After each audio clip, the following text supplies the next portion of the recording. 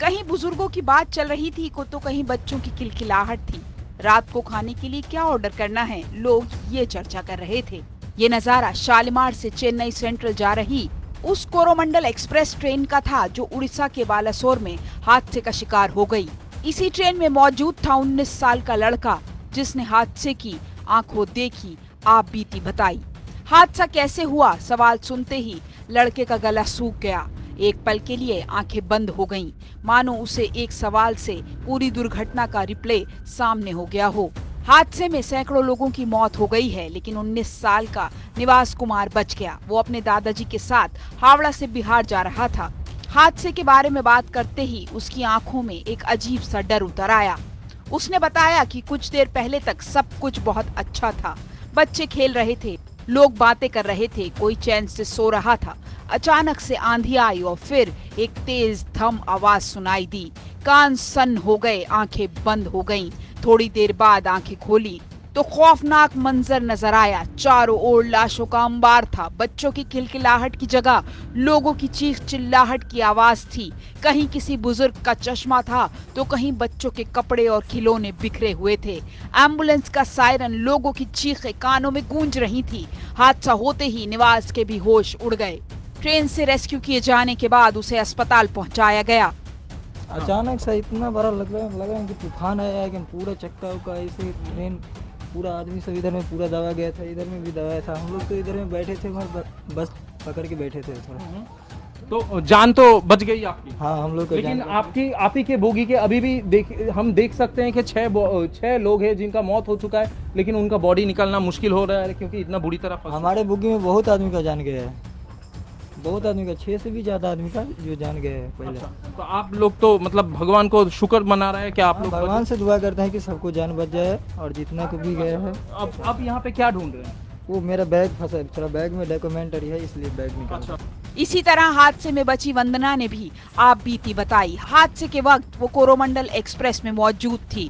वंदना हादसे के वक्त वॉशरूम में थी, जिसकी वजह से उसकी जान बच गई। वॉशरूम के बाहर आते ही बाहर का मंजर देखकर पूरी तरह हिल उठी। ट्रेन पूरी तरह झुकी हुई थी। ट्रेन का सारा सामान इधर उधर बिखरा था। लोग एक दूसरे के ऊपर लेटे हुए थे। क्या हुआ उसे कुछ समझ नहीं आ रहा था। चारों ओर शवों को देखकर वो सहम गई। इस हादसे में बाल बाल बची। हादसे के बाद उन्हें बाहर सुरक्षित निकाला गया। हम कोरोमंडल से आ रहे थे और कोरोमंडल अचानक से मैं वॉशरूम से जैसे ही अंदर आई तो देखी कि ट्रेन अचानक से पूरी टेढ़ी हो गई और मैं उसको पकड़ के मैं खुद बैलेंस नहीं कर पा रही हूँ। मैं गिरने जैसे हो गई क्योंकि मेरी बॉडी पूरी टेढ़ी हो गई। चप्पल कहीं, बैग कहीं, सब सामान इधर उधर हो गए। सब लोग इधर उधर एक दूसरे के ऊपर गिर गए। अचानक से कुछ समझ में नहीं आया, माइंड ही काम नहीं किया हुआ क्या, और पूरा बॉडी ऐसे टेढ़ा हो गया था। ओडिशा के बालासोर में भीषण हादसे में अब तक 261 लोगों की जान जा चुकी है। 900 से ज्यादा लोग घायल हैं। लगातार रेस्क्यू ऑपरेशन चल रहा है। इस त्रासदी को सदी का सबसे बड़ा रेल हादसा कहना गलत नहीं होगा। कई घायल यात्रियों की हालत गंभीर है। ऐसे में आशंका मौत का आंकड़ा बढ़ने की है। पूरा देश दुआ कर रहा है कि लोग जल्द से जल्द सही सलामत हो जाएं। लेकिन जो कुछ बालासोर में हुआ उसे क्या कहें? क्या ये सिर्फ एक इंसानी भूल है या इससे कहीं ज्यादा? इस हादसे को लापरवाही माने या सिस्टम की खामी? बालासोर में जो हुआ उसे सुरक्षा में चूक कहें या फिर पूरे रेल तंत्र पर भारी दबाव का नतीजा? बोगी में फंसे 44 लोगों को जिंदा निकाला गया है। रेस्क्यू ऑपरेशन में 9 टीमें लगाई गई हैं। कल हम चेन्नई के लिए रवाना हुआ था खड़गपुर स्टेशन से। बालासोर स्टेशन के बाद ट्रेन एक झांकुनी दिया।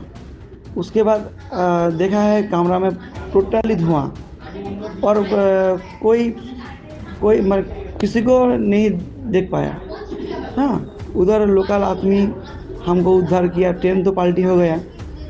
45 मिनट, 1 घंटे से 45 मिनट के बाद उधर का लोकल का आदमी हमको बाहर निकला। ठीक है, हम तो बहुत ही घबरा गया था। इस हादसे में 30 साल के एक युवक की भी बाल जान बची है। हादसे के बाद सुकांत हवलदार किस तरह ट्रेन के मुड़े हुए डिब्बे डिब्बे से बाहर निकला और कार से बालासोर पहुंचा, ये उसी से सुनिए। हमारा जो बोगी में जितना आदमी था, रिजर्वेशन बोले तो जनरल का जैसा है, तो 10-15 आदमी मेरा बदन के ऊपर पूरा आके गिर गया। जब पूरा आदमी तोल पर लगा दिया, उस टाइम मेरे को, मैं सबका नीचे था, तो मैं जब ट्रेन का बोगी से बाहर आया तब देखा किसी का पैर नहीं है, किसी का हाथ नहीं है, ऐसा है, किसी का थोबरा बिगड़ गया है, ऐसा है, मालूम है। इस बीच रेल मंत्री अश्विनी वैष्णव भी आनन फानन में घटना स्थल पर पहुंच गए। उड़ीसा के सीएम नवीन पटनायक भी मौके पर मौजूद हैं। वहीं army, air force, NDRF, SDRF, RPF के जवान अब भी एक एक बोगी को तलाश रहे हैं। बोगी को काट कर एक एक जिंदगी को बचाने की जद्दोजहद चल रही है। परिवारों के मेंबर चले गए, पहले उनके पास ठीक तरीके से पहुंचे। जो व्यक्ति आज घायल हुए हैं, उन घायलों का इलाज हो, सबसे पहले वो फोकस रहना चाहिए। मैं यही कहूंगा कि अभी सबसे पहला फोकस रखें रेस्क्यू पे और रिलीफ पे। तुरंत रेस्टोरेशन का काम तुरंत चालू होगा। जैसे ही कंप्लीट डिस्ट्रिक्ट एडमिनिस्ट्रेशन की तरफ से क्लियरेंस मिलता है, तुरंत रेस्टोरेशन का काम चालू होगा। ऑलरेडी जितनी भी रेस्टोरेशन के लिए मशीनें हैं वो डिप्लॉय करके सोरो में खड़ी है। अभी ऑलरेडी मैं रास्ते में देख के आया हूँ। इंक्वायरी के बाद में ही सब कुछ पता चलेगा। पीएम मोदी ने बालासोर रेल हादसे पर दुख जताया है। पीएम मोदी ने ट्वीट किया और लिखा है, मैं ओडिशा में ट्रेन हादसे से दुखी हूँ। दुख की इस घड़ी में मेरी संवेदनाएं पीड़ित परिवारों के साथ है। साथ ही पीएम मोदी ने ओडिशा ट्रेन हादसे में जान गंवाने वाले लोगों के परिजनों को 2-2 लाख रुपए मुआवजा देने का ऐलान किया है। घायलों के लिए 50,000 रुपए दिए जाने की घोषणा की है। आपको बताते हैं कि आखिरकार ये ट्रेन हादसा कैसे हुआ। दरअसल ट्रेनों की आमने सामने से टक्कर नहीं, बल्कि ट्रेनें डिरेल होने से हादसा हुआ। पहले मेन लाइन पर आ रही कोरोमंडल डिरेल हुई, फिर लूप लाइन पर खड़ी मालगाड़ी से कोरोमंडल की टक्कर हुई। कोरोमंडल के एक हिस्से की मालगाड़ी से टक्कर हुई, कोरोमंडल के दूसरे हिस्से की पैसेंजर ट्रेन से टक्कर हुई। मालगाड़ी से कोरोमंडल के आगे का हिस्सा टकराया, कोरोमंडल के पीछे का हिस्सा पैसेंजर ट्रेन से टकराया। तीनों ट्रेनों की टक्कर में कई बोगियां पलट गईं और मालगाड़ी ट्रेन पर चढ़ गई।